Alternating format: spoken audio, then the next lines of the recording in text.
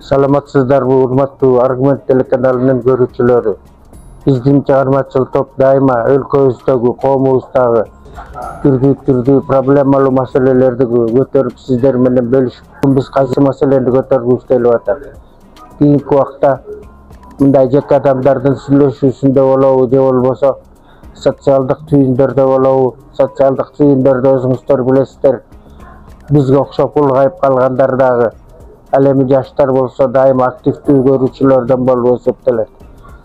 Кыргызстанда өзгөчө Борбор шаарыбызда азык-түлүктүн баасы көтөрүлүп кетти деп өзгөчө эттин баасына басым жасап атышат. Чындыгында эле кандай болуп атат? Эттин баасы чындап эле көтөрүлүп кеттиби же заман шартына ылайык эле болуп турабы? Биз ушул маселени көтөрүп чыгып, колубуздан келишинче изилдеп сиздер менен бөлүшүп, сиздердин да ой пикир угууну туура көрдүк. Биздин чыгармачыл топ Бишкек шаарындагы ошо эт сатылган негизги базарларга барып, репортаж формасында чын эле эттин баасы эмне болуп атат?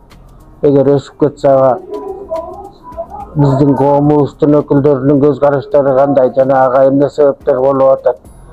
Ошону иликтегенге аракет жасайбыз.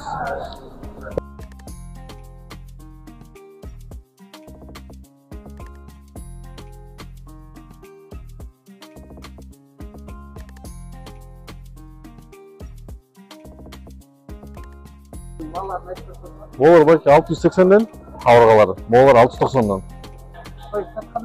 Ne? Hoptan böyle geliyor. Hoptan böyle geliyor. Şunu sonuçta 680'den.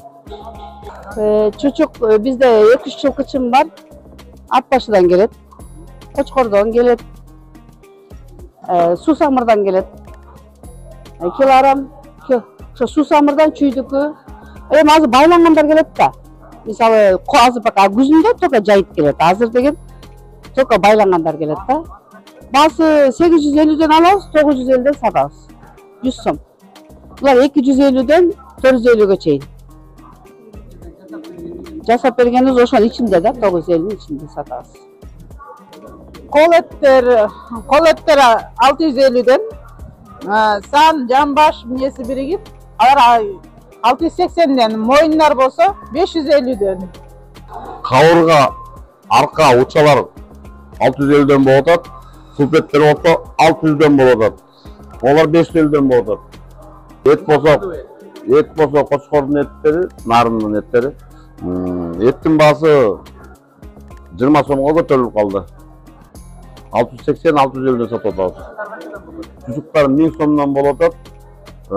Kartalar bolsa 450'den, karınlar 250'den boğutat.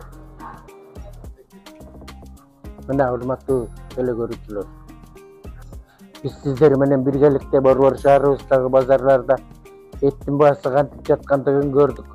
Жана ошондой эле шаарыбыздын айрым жашоочулары, коомчулуктун өкүлдөрүнүн да ой пикирлерин уктук.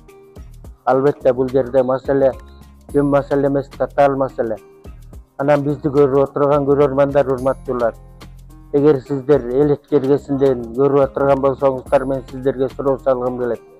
Бишкек шаарында баа ушундай болуп атат эттин баасы. Ал эми сиздер жашаган аймакта эттин баалары кандай болуп атат?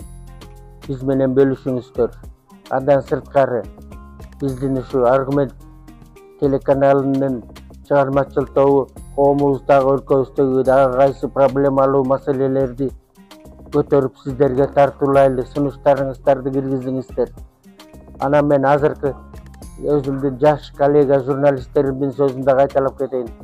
Биздин каналдагы көтөрүп аткан проблемаларга өзүңүздөрдүн ой пикирлерди калтыруу менен каналга жазылууну да унутпаңыздар.